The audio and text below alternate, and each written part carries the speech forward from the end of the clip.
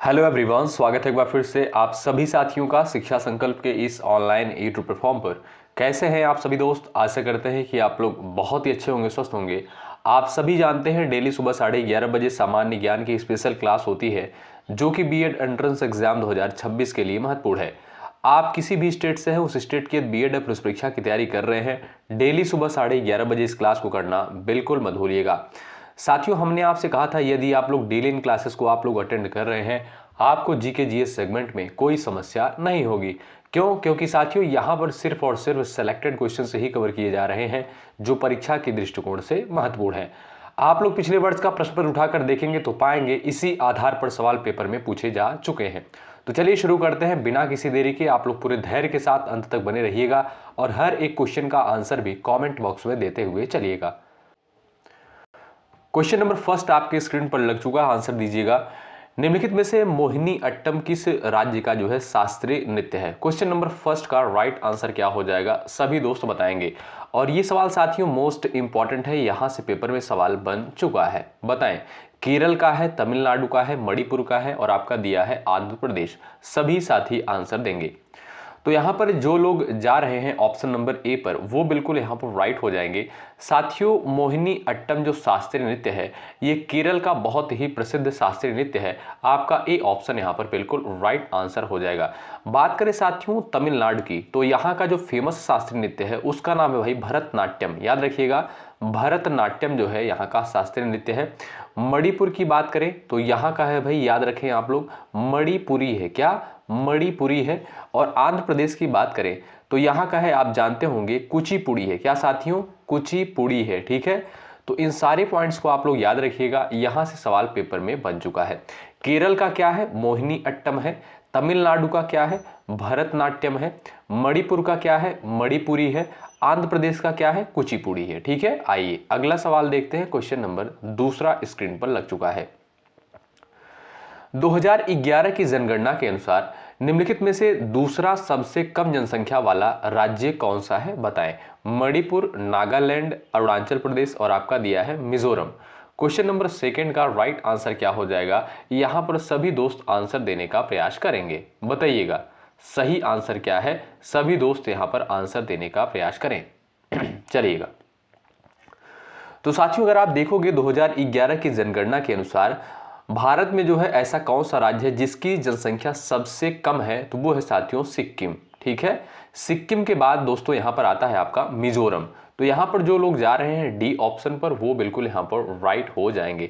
साथियों सबसे कम जनसंख्या के आधार पर अगर आप देखेंगे तो सिक्किम आता है, उसके बाद आपका आता है मिजोरम, उसके बाद आपका आता है अरुणाचल प्रदेश। ठीक है भाई, तो यहां पर आपका डी ऑप्शन बिल्कुल राइट आंसर हो जाएगा, क्योंकि यहां पर आपसे सवाल पूछा है 2011 की जनगणना के अनुसार निम्नलिखित में से दूसरा सबसे कम जनसंख्या वाला राज्य कौन सा है? तो वो है साथियों आपका मिजोरम। अगर आपसे सवाल पूछा जाए कि 2011 की जनगणना के अनुसार सर्वाधिक जनसंख्या वाला राज्य कौन सा है? तो वो है साथियों आपका उत्तर प्रदेश। याद रखें आप लोग। ठीक है, आइए आगे बढ़ते हैं। क्वेश्चन नंबर तीसरा देखेंगे। निम्नलिखित में से सत्रिया जो है किस राज्य का शास्त्रीय नृत्य है? ये मोस्ट इंपॉर्टेंट सवाल है, सभी लोग आंसर दीजिए और कई परीक्षा में जो है ये सवाल पूछा जा चुका है। बताइए सही आंसर क्या हो जाएगा। सभी दोस्त यहां पर आंसर देने का प्रयास करें। चलिए भाई, सभी लोग यहां पर आंसर दीजिएगा, आपका राइट आंसर क्या हो जाएगा। साथियों अभी हमने आपको बताया केरल का क्या है, केरल का जो है मोहिनी अट्टम है। असम का साथियों सत्रिया हो जाएगा। ठीक है, ऑप्शन नंबर बी आपका इस क्वेश्चन का बिल्कुल राइट आंसर हो जाएगा। यहां पर बात करें साथियों तमिलनाडु की, तो यहां का क्या है भाई? भरतनाट्यम है। और उत्तर प्रदेश का आप देखेंगे तो साथियों कथक है। क्या? कथक है। ठीक है, याद रखिएगा ये सारे पॉइंट्स जो है इंपॉर्टेंट हैं। सत्रिया अगर आपसे पूछा जाए किस राज्य का शास्त्रीय नृत्य है, तो जो लोग यहां पर असम पर जा रहे हैं वो बिल्कुल राइट हो जाएंगे। ऑप्शन नंबर बी आपका बिल्कुल सही उत्तर होगा। अगला सवाल देखें। क्वेश्चन नंबर चौथा आपके स्क्रीन पर दिया गया है। क्वेश्चन नंबर 4 देखिएगा साथियों, इंपॉर्टेंट है। भारतीय संविधान में प्रदत्त मौलिक अधिकारों का संरक्षक जो है निम्नलिखित में से कौन है?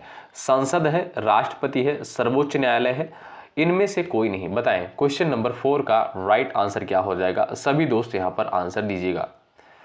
तो अगर साथियों बात करें हम मौलिक अधिकार की, तो आप सभी को पता होगा भारतीय संविधान में जो है भाग 3 में जो है मौलिक अधिकारों का वर्णन किया गया है। ठीक है, भाग 3 में इसका उल्लेख किया गया है, अनुच्छेद 12 से 35 के अंतर्गत इसको रखा गया है।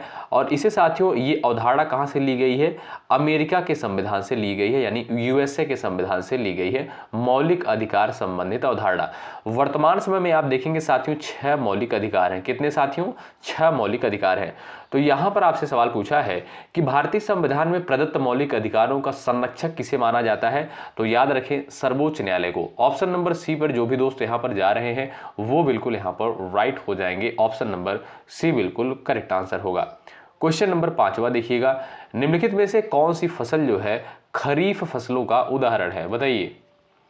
क्वेश्चन नंबर 5 का राइट आंसर क्या हो जाएगा? सभी साथी यहां पर आंसर दीजिएगा। आपका राइट आंसर क्या है बताएं। चलिए भाई सभी दोस्त यहां पर आंसर करें। यहां पर भाई जो लोग जा रहे हैं ऑप्शन नंबर ए पर वो बिल्कुल यहां पर राइट हो जाएंगे। आपका ए ऑप्शन बिल्कुल करेक्ट आंसर हो जाएगा।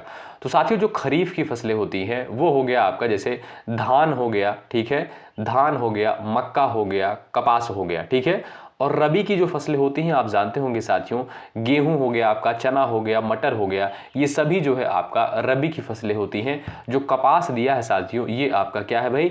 ये आपका खरीफ फसल के अंतर्गत आएगा। ए ऑप्शन बिल्कुल राइट आंसर हो जाएगा। जो भी साथी ए ऑप्शन पर गए हैं वो बिल्कुल यहाँ पर राइट हो जाएंगे। अगला सवाल देखिएगा, निम्नलिखित में से कौन सा देश जो है भारत के साथ स्थलीय सीमा साझा नहीं करता है? बांग्लादेश, चीन, म्यांमार, श्रीलंका। क्वेश्चन नंबर 6 का राइट आंसर बताएं। आपका सही आंसर क्या हो जाएगा? सभी दोस्त आंसर दीजिएगा। चलिएगा राइट आंसर क्या हो जाएगा? सभी दोस्त यहां पर बताएं।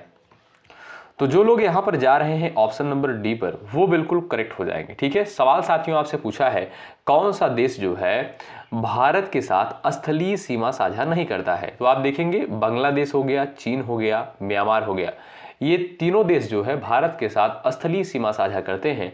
लेकिन श्रीलंका जो है साथियों ये आपका जलीय सीमा साझा करता है भारत के साथ। क्या भाई? जलीय सीमा साझा करता है भारत के साथ। तो याद रखें आपका डी ऑप्शन जो दिया है बिल्कुल सही उत्तर हो जाएगा। एक बार सभी लोग सेशन को लाइक कर दे, शेयर कर दे, जिससे सभी दोस्तों के पास ये क्लास जो है पहुंच जाए। चलिए क्वेश्चन नंबर 7 का आंसर करें। माउंट आबू स्थित दिलवाड़ा मंदिर जो है निम्नलिखित में से किस समुदाय का प्रमुख तीर्थ स्थल है? बौद्ध, जैन, सिख, पारसी। क्वेश्चन नंबर 7 का आंसर दीजिएगा। इंपॉर्टेंट सवाल है परीक्षा की दृष्टिकोण से। बताइए आपका राइट आंसर क्या हो जाएगा? माउंट आबू में स्थित दिलवाड़ा मंदिर निम्नलिखित में से किस समुदाय का प्रमुख तीर्थ स्थल है? जो लोग जा रहे हैं ऑप्शन नंबर बी पर जैन धर्म का वो बिल्कुल राइट हो जाएंगे। आप सभी साथियों को पता होगा माउंट आबू में स्थित जैन का जो है दिलवाड़ा मंदिर है। कहाँ का? ये भाई जैन धर्म का दिलवाड़ा मंदिर है। तो बी ऑप्शन आपका बिल्कुल करेक्ट आंसर हो जाएगा। जो भी साथी बी ऑप्शन पर गए हैं बिल्कुल राइट होंगे। अगला सवाल, आत्मीय सभा की स्थापना जो है निम्नलिखित में से किसने की थी? क्वेश्चन नंबर 8 का आंसर करें सभी लोग फटाफट। इंपॉर्टेंट सवाल है, बताइए आपका करेक्ट आंसर यहां पर क्या हो जाएगा? सभी दोस्त यहां पर आंसर देने का प्रयास करिएगा। आत्मीय सभा की स्थापना जो है निम्नलिखित में से किसके द्वारा करी गई? तो जो लोग यहां पर जा रहे हैं राजा राम मोहन राय पर वो बिल्कुल राइट हो जाएंगे। ए ऑप्शन आपका साथियों बिल्कुल करेक्ट आंसर हो जाएगा। मोस्ट इंपॉर्टेंट सवाल है। अगला सवाल, सवाल नंबर 9 कहता है कोयना, तुंगभद्रा, भीमा नदियां जो है निम्नलिखित में से किसकी सहायक नदियां हैं? बताएं। क्वेश्चन नंबर 9 का राइट आंसर क्या हो जाएगा? यहां पर सभी दोस्त आंसर देने का प्रयास करें। आपका सही उत्तर क्या हो जाएगा बताएं। कोयना, तुंगभद्रा, भीमा नदियां जो है निम्नलिखित में से किसकी सहायक नदियां हैं? तो जो लोग यहां पर जा रहे हैं कृष्णा पर वो बिल्कुल राइट हो जाएंगे। बी ऑप्शन बिल्कुल करेक्ट आंसर हो जाएगा। साथियों कृष्णा नदी की ये सहायक नदियां हैं कोयना, तुंगभद्रा और भीमा। ठीक है, अगर बात करें साथियों कृष्णा नदी की तो ये कहां से निकलती है? याद रखिएगा महाराष्ट्र के जो है महाबलेश्वर से। कहां से?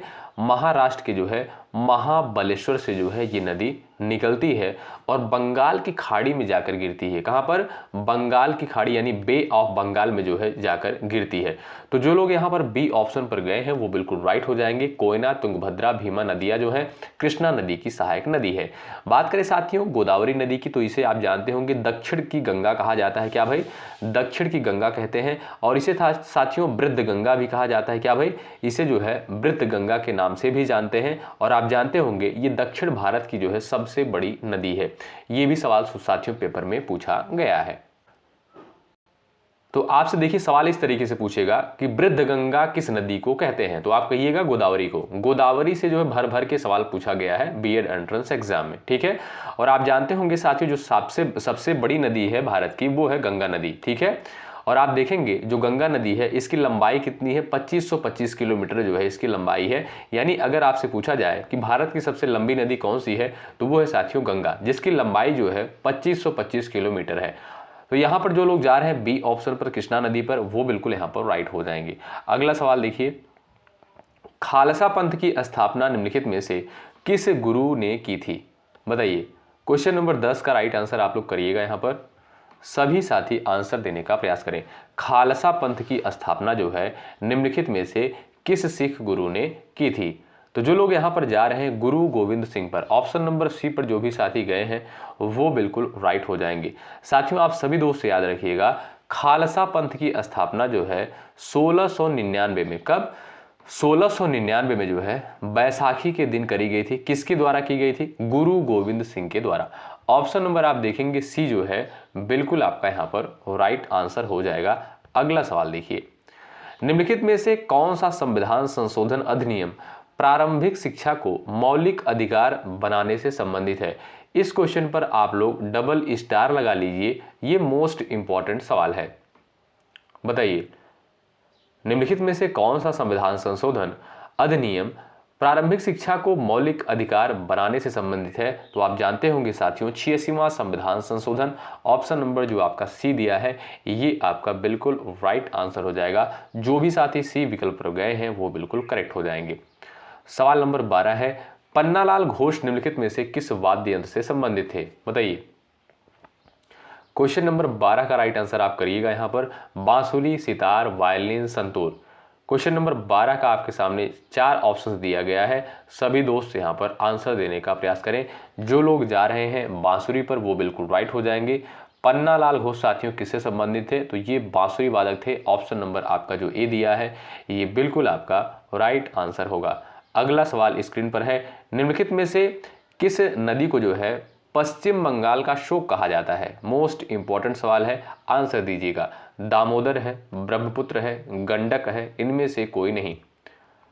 क्वेश्चन नंबर 13 का राइट आंसर यहाँ पर आपका क्या हो जाएगा? आप सभी दोस्त आंसर देने का प्रयास करें। साथियों बिहार का शोक जो है किस नदी को कहते हैं? याद रखें बिहार का शोक जो है कोसी नदी को कहा जाता है। ये भी सवाल पेपर में बन चुका है, ठीक है। और यहाँ पर आपसे सवाल पूछा है कि पश्चिम बंगाल का शोक किस नदी को कहते हैं? तो वो है साथियों दामोदर नदी। ए ऑप्शन बिल्कुल राइट आंसर हो जाएगा। बाढ़ की समस्या के कारण जो है इसे पश्चिम बंगाल का शोक कहते हैं। ऑप्शन नंबर ए वाले दोस्त यहाँ पर बिल्कुल राइट हो जाएंगे। क्वेश्चन नंबर 14 है, रियो शिखर सम्मेलन 1992 का संबंध निम्नलिखित में से किससे है? जैव विविधता से, ग्रीन हाउस गैस से, ओजोन संरक्षण से, आर्द्र भूमि से। क्वेश्चन नंबर 14 का राइट आंसर आप लोग बताइएगा। सही आंसर क्या है? रियो शिखर सम्मेलन का संबंध जो है निम्नलिखित में से किससे है? आपका राइट आंसर क्या है? सभी दोस्त यहां पर बताएं। चलिए तो यहां पर जो लोग जा रहे हैं जैव विविधता पर, ए ऑप्शन पर जो भी साथी यहां पर गए हैं वो बिल्कुल यहाँ पर राइट हो जाएंगे। रियो शिखर सम्मेलन का साथियों आयोजन जो है 1992 में कहाँ पर हुआ था? ब्राजील में हुआ था। कहाँ पर साथियों? ब्राजील में हुआ था। और इसका संबंध जो है जैव विविधता से है। आपका ए ऑप्शन जो दिया है बिल्कुल सही उत्तर होगा। क्वेश्चन नंबर 15, ओजोन परत जो है पृथ्वी के वायुमंडल की किस परत में स्थित है? ये मोस्ट इंपॉर्टेंट सवाल है, आंसर दीजिए सभी लोग। ओजोन परत साथियों आप जानते होंगे ये जो है ओजोन की परत जो होती है ये सूर्य से आने वाली जो हानिकारक किरणें होती हैं उनको अवशोषित करने का कार्य करती है। तो आपसे यहाँ पर सवाल पूछा है कि ये ओजोन की परत जो है वायुमंडल की किस परत में पाई जाती है? क्षोभ मंडल में, आयन मंडल में, मध्य मंडल में, समताप मंडल में? तो जो लोग यहाँ पर जा रहे हैं ऑप्शन नंबर डी पर समताप मंडल में, वो बिल्कुल राइट हो जाएंगे। ठीक है साथियों, अगर आपसे सवाल पूछा जाए कि वायुमंडल की सबसे निचली परत का नाम बताइए, तो आप कहिएगा क्षोभ मंडल जो है ये वायुमंडल की सबसे निचली परत है और मोस्ट इंपॉर्टेंट सवाल बनता है पेपर में। और साथियों, जो मौसमी घटनाएं होती हैं जैसे वर्षा आना, कोहरा, ओलावृष्टि, बादल और आंधी तूफान, ये सभी जो है आपका क्षोभ मंडल में ही होता है। ठीक है, लेकिन आपसे यहाँ पर सवाल पूछा है कि ओजोन परत जो है किस मंडल में पाई जाती है? समताप मंडल में। आपका डी ऑप्शन बिल्कुल करेक्ट आंसर हो जाएगा। सवाल अगर आपसे इस तरीके से पूछे कि मौसमी घटनाएं जो होती हैं जैसे वर्षा, कोहरा, ओलावृष्टि, बादल, आंधी तूफान, ये किस मंडल में होता है? तब आप कहिएगा क्षोभ मंडल में। ठीक है, दोनों पॉइंट महत्वपूर्ण है, आप लोग ध्यानपूर्वक सुनते हुए चलिएगा। देखिए साथियों, यदि आप लोग डेली सुबह 11:30 बजे इन क्लासेस को अटेंड कर रहे हैं तो एग्जाम आते आते आपके बहुत सारे क्वेश्चन जो है रट जाएंगे। बस आप लोग ध्यानपूर्वक क्लास को अटेंड करते हुए चलिएगा। आइए अगला सवाल देखते हैं। निम्नलिखित में से कौन सी पुस्तक जो है कल्पना चावला की जीवनी है? बताइए, आपका सही आंसर क्या हो जाएगा? यहाँ पर सभी दोस्त आंसर देने का प्रयास करें। निम्नलिखित में से कौन सी पुस्तक कल्पना चावला की जीवनी है? यहां पर आपके सामने ऑप्शन दिया है age of time, flood of fire, the mother I never knew, dare to do for the new generation. आपका सही आंसर क्या हो जाएगा? एक बार सभी दोस्त आंसर देने का प्रयास करेंगे। चलिए सभी लोग यहां पर आंसर दीजिएगा। आपका राइट आंसर क्या हो जाएगा? निम्नलिखित में से कौन सी पुस्तक जो है कल्पना चावला की जीवनी है? तो जो लोग यहां पर जा रहे हैं ऑप्शन नंबर ए पर एज ऑफ टाइम, वो बिल्कुल यहाँ पर राइट हो जाएंगे। साथियों, एज ऑफ टाइम जो है ये कल्पना चावला की जीवनी है। किसके द्वारा लिखी गई थी आप सभी को पता होना चाहिए। ये जीवनी जो है कल्पना चावला के पिता, ठीक है, कल्पना चावला के जो है पिता नहीं थे, ध्यान रखिएगा साथियों, पति के द्वारा। ठीक है, ये किसके द्वारा लिखी गई थी? इनके पति थे जीन पियरे हैरिसन। क्या? जीन पियरे हैरिसन, ये इनके पति थे और इन्हीं के द्वारा जो है इनकी जीवनी लिखी गई थी। उसका नाम क्या है? Age of time. ठीक है, ए ऑप्शन आपका जो दिया है बिल्कुल आपका करेक्ट आंसर हो जाएगा। आगे बढ़ेंगे, क्वेश्चन नंबर 17 देखेंगे। निम्नलिखित में से कौन सा जो है कथक घराना आध्यात्मिक पक्ष पर अत्यधिक बल देता है? क्वेश्चन नंबर 17 का राइट आंसर बताएं आप लोग। चलिए सही उत्तर क्या हो जाएगा? आंसर दीजिएगा। निम्नलिखित में से कौन सा कथक घराना आध्यात्मिक पक्ष पर अधिक बल देता है? जयपुर घराना है, बनारस घराना है, लखनऊ घराना है और आपका दिया है बरेली घराना। बताइए आपका सही आंसर क्या हो जाएगा? यहां पर आपका करेक्ट आंसर क्या हो जाएगा बताएं। तो जो लोग यहां पर जा रहे हैं ऑप्शन नंबर सी पर लखनऊ घराना पर, वो बिल्कुल यहां पर राइट हो जाएंगे। ऑप्शन नंबर सी बिल्कुल आपका करेक्ट आंसर हो जाएगा। अगला सवाल देखिए और आंसर करिएगा। पुलित्जर पुरस्कार जो है निम्नलिखित में से किस क्षेत्र में दिया जाता है? क्वेश्चन नंबर 18 का राइट आंसर आप लोग यहां पर बता सकते हो। सही आंसर क्या हो जाएगा बताइएगा। पुलित्जर पुरस्कार जो है निम्नलिखित में से किस क्षेत्र में दिया जाता है? तो जो लोग यहाँ पर जा रहे हैं साहित्य और पत्रकारिता पर, वो बिल्कुल राइट हो जाएंगे। याद रखिएगा आप लोग। साथियों, पुलित्जर पुरस्कार जो है साहित्य एवं पत्रकारिता के क्षेत्र में दिया जाता है। साथियों, पुलित्जर पुरस्कार की जो है ये स्थापना कब हुई? 1917 में। कब साथियों? 1917 में जो है इसकी स्थापना हुई। इसके संस्थापक कौन थे? Joseph Pulitzer. कौन थे भाई? जोसेफ पुलित्जर जो है इसके संस्थापक थे। और ये साथियों अमेरिका का जो है प्रतिष्ठित पुरस्कार माना जाता है पुलित्जर पुरस्कार। ठीक है, तो आप बस इतना याद रखिए किस क्षेत्र में दिया जाता है। ये आपका साहित्य एवं पत्रकारिता के क्षेत्र में उत्कृष्ट योगदान प्रदान करने वाले व्यक्ति को जो है दिया जाता है। क्वेश्चन नंबर 19, भारत का जो है सर्वोच्च वीरता पुरस्कार कौन सा है? क्वेश्चन नंबर 19 का राइट आंसर करिएगा। ये यूपी बीएड का फेवरेट क्वेश्चन है। ये सवाल जो है पूछा जा चुका है पेपर में। भारत का जो है सर्वोच्च वीरता पुरस्कार कौन सा है? वीर चक्र है, परम विशिष्ट सेवा पदक है, परम वीर चक्र है, कीर्ति चक्र। 4 ऑप्शंस आपके सामने दिए गए हैं। आपका सही आंसर क्या है बताएंगे। तो जो भी साथी यहाँ पर जा रहे हैं परमवीर चक्र पर, ऑप्शन नंबर सी पर बिल्कुल राइट हो जाएंगे। भारत का जो सर्वोच्च वीरता पुरस्कार है साथियों वो है आपका परमवीर चक्र, ऑप्शन नंबर सी बिल्कुल करेक्ट आंसर है। बीसी राय पुरस्कार जो है निम्नलिखित में से किस क्षेत्र में दिया जाता है? संगीत, पत्रकारिता, चिकित्सा, पर्यावरण। 4 ऑप्शंस आपके सामने दिए गए हैं, ऑप्शंस को रीड करें ध्यानपूर्वक और आंसर देने का प्रयास करें। बीसी राय पुरस्कार निम्नलिखित में से किस क्षेत्र में दिया जाता है? तो जो लोग जा रहे हैं चिकित्सा पर वो बिल्कुल राइट हो जाएंगे, याद रखिएगा ऑप्शन नंबर सी आपका बिल्कुल करेक्ट आंसर हो जाएगा। ठीक है, चिकित्सा के क्षेत्र में उत्कृष्ट योगदान देने वाले व्यक्ति को जो है साथियों बीसी राय पुरस्कार दिया जाता है। आपका सी ऑप्शन यहाँ पर बिल्कुल करेक्ट आंसर हो जाएगा। क्वेश्चन नंबर अगला देखिए, निम्नलिखित में से कौन सी यहाँ पर दिया है, निम्नलिखित में से किस गैस को जो है मार्स गैस कहा जाता है? बताइए, मीथेन को, एथेन को, प्रोपेन को, ब्यूटेन को। 4 ऑप्शंस आपके सामने दिए गए हैं, आपका सही आंसर क्या हो जाएगा? मार्स गैस साथियों किसे कहा जाता है?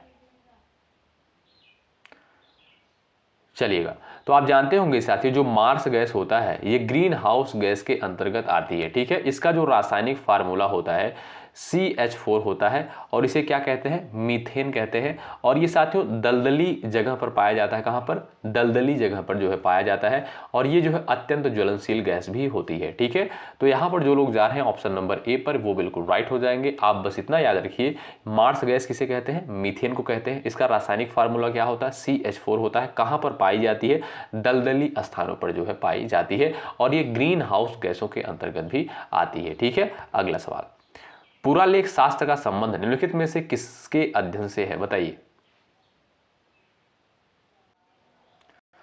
चलिएगा भाई, सभी लोग यहां पर आंसर देने का प्रयास करें। पुरालेख शास्त्र का संबंध जो है निम्नलिखित में से किसके अध्ययन से है? सिक्कों के अध्ययन से है, शिलालेख से है, मंदिर से है, पक्षी से है। क्वेश्चन नंबर 22 का आंसर क्या हो जाएगा? तो जो लोग यहां पर जा रहे हैं ऑप्शन नंबर बी पर शिलालेख पर वो बिल्कुल राइट हो जाएंगे। ठीक है, जो भी साथी बी ऑप्शन पर गए हैं वो बिल्कुल यहां पर करेक्ट हो जाएंगे। अगला सवाल, MC मैरी कॉम की आत्मकथा का शीर्षक क्या है? बताइए। क्वेश्चन नंबर 23 का राइट आंसर आप लोग यहां पर बताइएगा, आपका सही आंसर क्या हो जाएगा? MC मैरी कॉम की आत्मकथा का शीर्षक क्या है? बताइए। Playing to win, unbreakable, no holding back, imperfect. Question number 23 का राइट आंसर आप लोग यहां पर बता सकते हो, सही आंसर क्या हो जाएगा? बताएं। तो यहां पर जो लोग जा रहे हैं ऑप्शन नंबर बी पर अनब्रेकेबल पर वो बिल्कुल राइट हो जाएंगे। ऑप्शन नंबर बी बिल्कुल करेक्ट आंसर हो जाएगा। ये MC मैरी कॉम की जो है साथियों आत्मकथा का जो है शीर्षक है। ऑप्शन नंबर बी आपका बिल्कुल करेक्ट आंसर हो जाएगा। क्वेश्चन नंबर 24 देखिएगा, प्राचीन भारत में जो है कुल कितने महाजनपद थे? बताइए।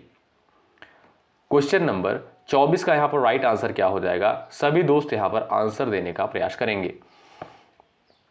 प्राचीन भारत में कुल कितने महाजनपद थे? तो आप जानते होंगे 16 महाजनपद थे। बिल्कुल बेसिक सा सवाल है, ऑप्शन नंबर डी यहां पर बिल्कुल करेक्ट आंसर हो जाएगा। अगला सवाल देखिएगा, नेक्स्ट है, जागोई नृत्य जो है किस राज्य का नृत्य है? क्वेश्चन नंबर 25 का आंसर बता दीजिए आप लोग। चलिए, उड़ीसा, मणिपुर, आंध्र प्रदेश, असम। क्वेश्चन नंबर 25 का राइट आंसर क्या हो जाएगा? जो लोग यहां पर जा रहे हैं मणिपुर पर, कहां पर भाई? मणिपुर पर जो लोग जा रहे हैं वो बिल्कुल राइट हो जाएंगे। जागोई नृत्य साथियों ये आपका मणिपुर राज्य से संबंधित है। ऑप्शन नंबर बी आपका बिल्कुल सही आंसर होगा। क्वेश्चन नंबर 26 है, गुरु शिखर निम्नलिखित में से किस पर्वत श्रृंखला का जो है सर्वोच्च शिखर है? सवाल नंबर 26 दिया है, यहां पर इसका आंसर करिएगा। आपका राइट आंसर क्या हो जाएगा? बताएं। चलिए, गुरु शिखर जो है निम्नलिखित में से किस पर्वत श्रृंखला का सर्वोच्च शिखर है? और इस पर आप लोग डबल स्टार लगाइए, मोस्ट इंपॉर्टेंट सवाल है। तो जो लोग यहां पर जा रहे हैं अरावली पर वो बिल्कुल राइट हो जाएंगे। ए ऑप्शन आपका साथियों बिल्कुल करेक्ट आंसर हो जाएगा। साथियों, गुरु शिखर जो है ये आपका अरावली की सर्वोच्च चोटी है। क्या भाई? अरावली की जो है सर्वोच्च चोटी है। कहां पर स्थित है? आप जानते होंगे राजस्थान में। कहां पर साथियों? राजस्थान में। और अरावली के बारे में याद रखिएगा दोस्तों, ये भारत की जो है प्राचीनतम पर्वत श्रृंखला है। ठीक है, मोस्ट इंपॉर्टेंट क्वेश्चन है। ए ऑप्शन आपका बिल्कुल करेक्ट आंसर हो जाएगा। अगला सवाल, चार मीनार का निर्माण जो है निम्नलिखित में से किसने करवाया था? क्वेश्चन नंबर 27 का आंसर करिएगा। राइट आंसर क्या हो जाएगा और ये कहां पर स्थित है ये भी आप बता सकते हो।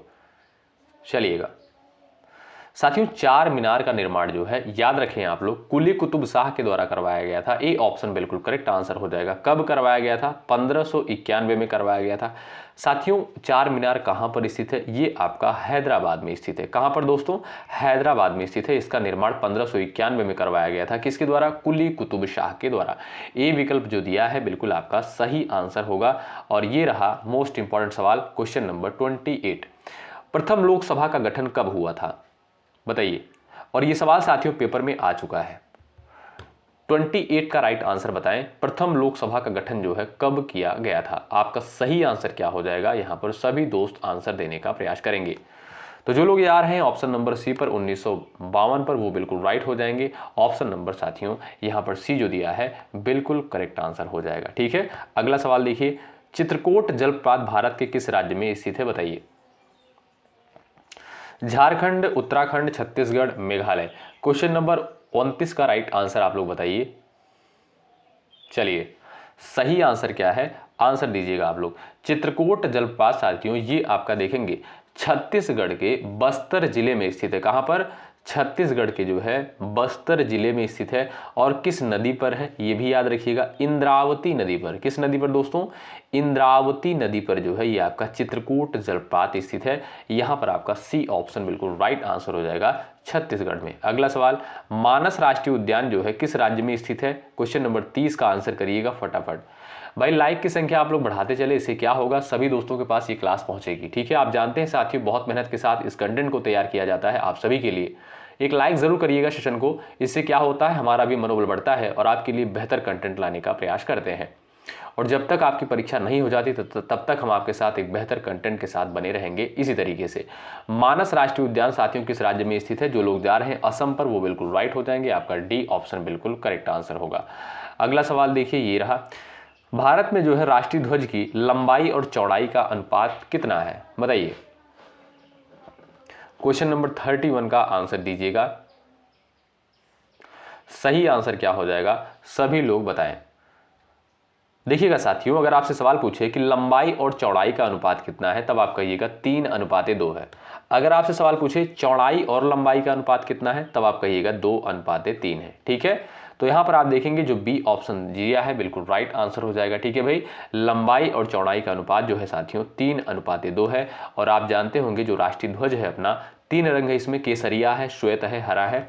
और अशोक चक्र में कितनी तीलियां हैं सभी को पता होगा, 24। ठीक है, और डिजाइन किसके द्वारा तैयार किया गया था? आप जानते होंगे पिंगली वेंकैया के द्वारा। किसके द्वारा? पिंगली वेंकैया के द्वारा जो है राष्ट्रीय ध्वज का डिजाइन तैयार किया गया था। ठीक है, अगला सवाल देखिए, ये रहा। महात्मा गांधी को जो है महात्मा की उपाधि सर्वप्रथम किसके द्वारा दी गई थी? 32 का आंसर बताएं। क्वेश्चन नंबर 32 का करेक्ट आंसर क्या है? महात्मा गांधी को जो है महात्मा की उपाधि सर्वप्रथम जो है किसके द्वारा दी गई थी? चलिएगा, मोस्ट इंपॉर्टेंट सवाल है। तो जो लोग यहां पर जा रहे हैं ऑप्शन नंबर बी पर, रविन्द्रनाथ टैगोर पर, वो बिल्कुल राइट हो जाएंगे। बी ऑप्शन बिल्कुल करेक्ट आंसर हो जाएगा। ठीक है साथियों, और रविन्द्रनाथ टैगोर के द्वारा जो है आप जानते होंगे साथियों गीतांजलि इनके द्वारा लिखी गई है। क्या भाई? गीतांजलि। और इसी के लिए साथियों इन्हें जो है नोबेल प्राइज से भी सम्मानित किया गया था 1913 में। ठीक है, तो यहां पर भाई आपका बी ऑप्शन करेक्ट हो जाएगा। महात्मा गांधी को महात्मा की उपाधि किसके द्वारा दी गई थी? रविन्द्रनाथ टैगोर के द्वारा। बी ऑप्शन राइट है। और एग्जाम के लिए महत्वपूर्ण सवाल है, संयुक्त राष्ट्र संघ की स्थापना कब हुई थी? बताइए। छापते हुए चलिएगा आप लोग फटाफट आंसर भाई। यहां पर आपका सही आंसर क्या हो जाएगा? तो जो लोग जा रहे हैं यहां पर 24 अक्टूबर 1945 पर, वो बिल्कुल राइट हो जाएंगे।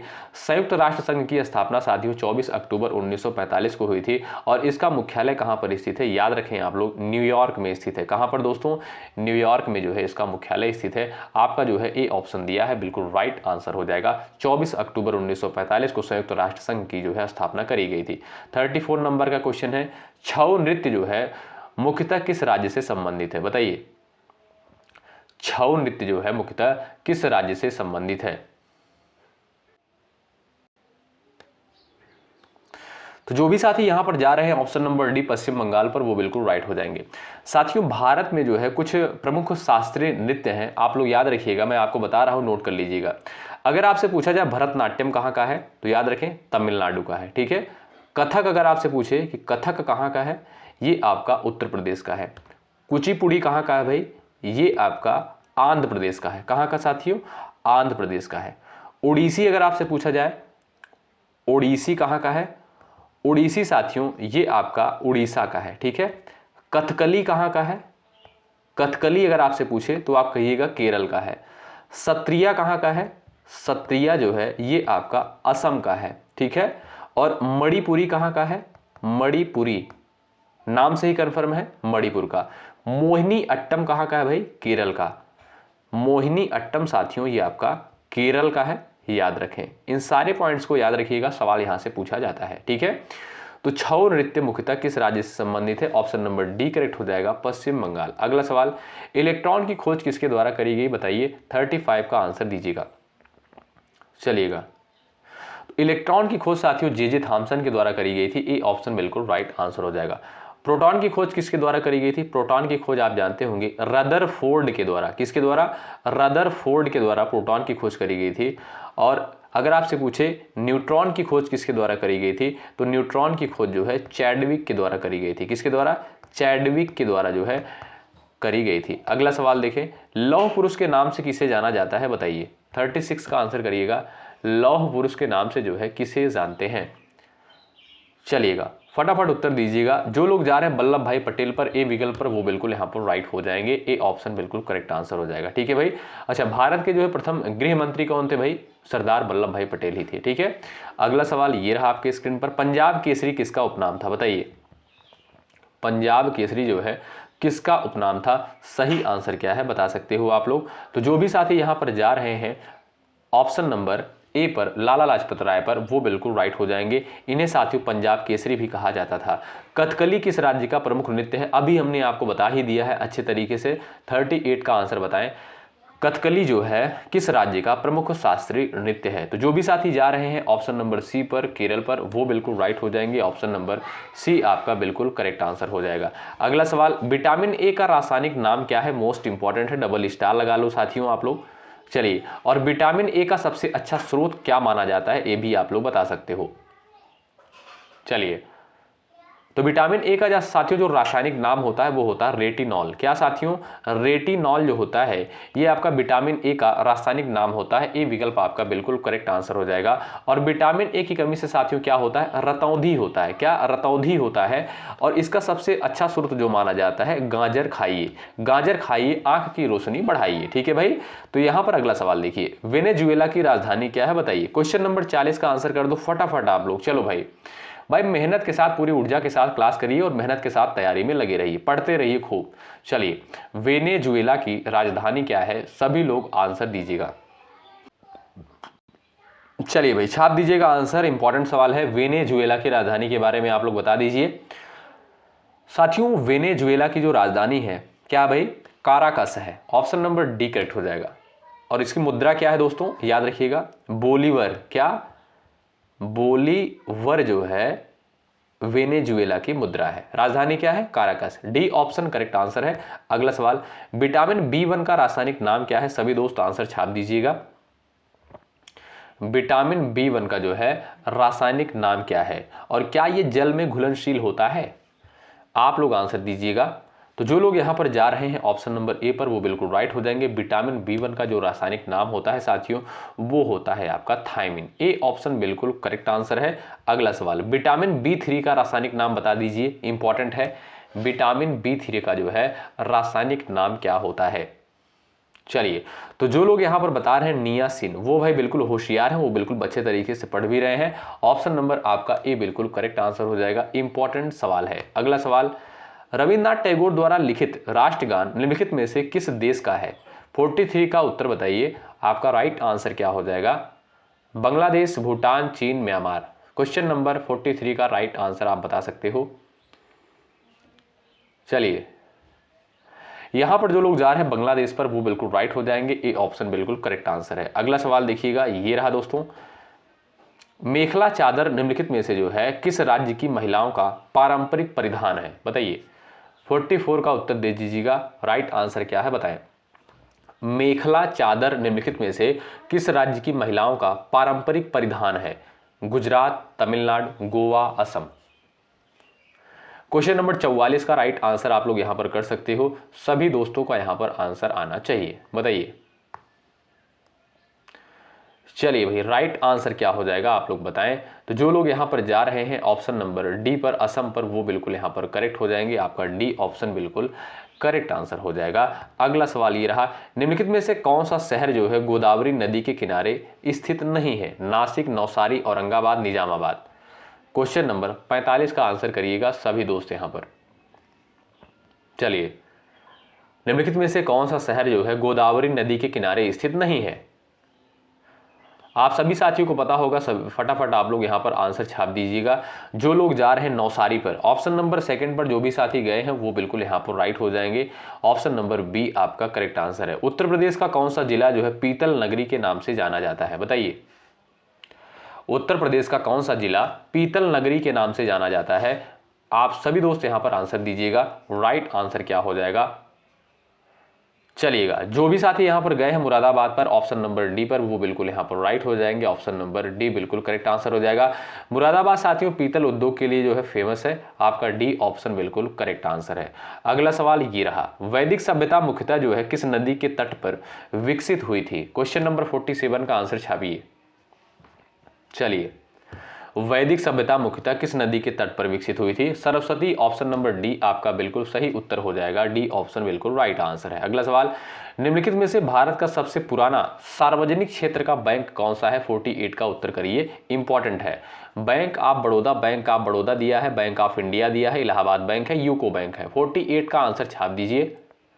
चलिए, सबसे पुराना जो सार्वजनिक बैंक है साथियों वो है आपका इलाहाबाद बैंक। कौन सा दोस्तों? इलाहाबाद बैंक। आपका सी ऑप्शन जो दिया इस क्वेश्चन का बिल्कुल राइट आंसर होगा। अगला सवाल, भारत के जो है राष्ट्रपति को पद से हटाने की शक्ति किसके पास होती है? छाप दीजिएगा आंसर फटाफट आप लोग। चलिए भाई जो लोग अभी तक चैनल को सब्सक्राइब नहीं किए, जुड़े नहीं, जुड़ जाइएगा। निश्चित रूप से साथियों आपको यहां से हेल्प मिलेगी। भारत के राष्ट्रपति को पद से हटाने की शक्ति जो है किसके पास होती है? तो जो लोग यहां पर जा रहे हैं संसद पर, वो बिल्कुल राइट हो जाएंगे। ऑप्शन नंबर सी बिल्कुल करेक्ट आंसर हो जाएगा। ठीक है, आप जानते होंगे साथियों भारत के राष्ट्रपति को जो है महाभियोग प्रक्रिया द्वारा हटाया जा सकता है। ठीक है, और महाभियोग की प्रक्रिया आप देखेंगे अनुच्छेद 61 में उल्लिखित है भारतीय संविधान में। ठीक है, ये भी पॉइंट ध्यान रखें। अगला सवाल, हरित क्रांति का सर्वाधिक प्रभाव निम्नलिखित में से किस फसल पर पड़ता है? यहां पर आप लोग बताइए। क्वेश्चन नंबर 50 का सभी साथियों को आंसर दीजिएगा। हरित क्रांति का सर्वाधिक प्रभाव निम्नलिखित में से किस फसल पर पड़ा था? गेहूं पर, चावल पर, दाल पर, तिलहन पर। देखते हैं इस क्वेश्चन का आंसर किसका आता है। आप जानते हैं जो लास्ट क्वेश्चन का आंसर देना होता है वो आपको देना होता है। इससे यह पता चलता है कि ऐसे कितने साथी हैं जो अंत तक क्लास में बेहतर समय के साथ जो है जुड़े रहते हैं। ठीक है भाई, तो जो भी साथी चैनल पर नए हैं जुड़ सकते हैं। निश्चित रूप से यहां से आपको हेल्प मिलेगी। जो क्लासेस का टाइमिंग होता है सुबह 11:30 बजे होती है, दोपहर को 3 बजे होती है, रात को 8:30 बजे। ये 3 क्लासेस आपको साथियों प्रोवाइड की जाती हैं। आप लोग इसको जरूर अटेंड करिएगा। ठीक है, बहुत बेहतर कंटेंट आपको दिया जाएगा। बस आप लोग धैर्य के साथ बने रहिएगा और डेली इस क्लास को जरूर अटेंड करिएगा। यदि आप लोग जीके जीएस की इस क्लास को अटेंड कर रहे हैं, आपको कोई समस्या नहीं होगी। जीके जीएस सेगमेंट में बेहतर स्कोर होगा आपका। यहाँ पर सेलेक्टेड क्वेश्चन ही साथियों कवर किए जा रहे हैं। पिछले साल का आप लोग पेपर उठाकर देखेंगे तो पाएंगे इसी पैटर्न पर सवाल पूछे गए हैं। जो लोग अभी तक टेलीग्राम चैनल से नहीं जुड़े हैं, जुड़ जाइएगा। डिस्क्रिप्शन बॉक्स में आपको लिंक भी देखने को मिल जाएगा। अगर आपका कोई डाउट होता है 9415768259 पर हमें व्हाट्सअप भी कर सकते हैं साथियों। ठीक है, तो चलिए भाई, मेहनत के साथ आप लोग पढ़ते रहिए, खूब प्रैक्टिस करते रहिए, अच्छे तरीके से तैयारी करते रहिए। अभी आपके पास जो है बहुत समय है तैयारी करने के लिए। ठीक है, तो परेशान होने की आवश्यकता नहीं है, बस पढ़ते रहिए मेहनत के साथ। ठीक है, चलिए मिलते हैं आपसे अगली क्लास में। तब तक के लिए शुक्रिया। जय हिंद, जय भारत।